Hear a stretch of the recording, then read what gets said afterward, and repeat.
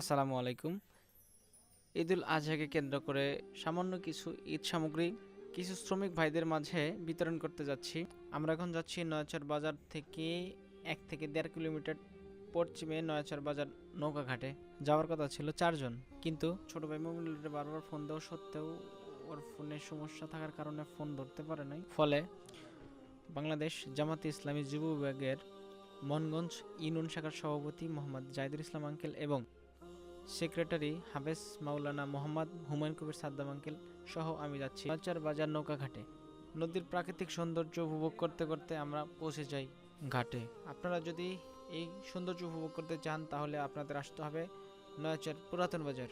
সামগ্রীগুলো তাদের মাঝে বিতরণ করে এবং কুশলাদি বিনিময় করে আমরা চলে আসি নয়াচর বাজার।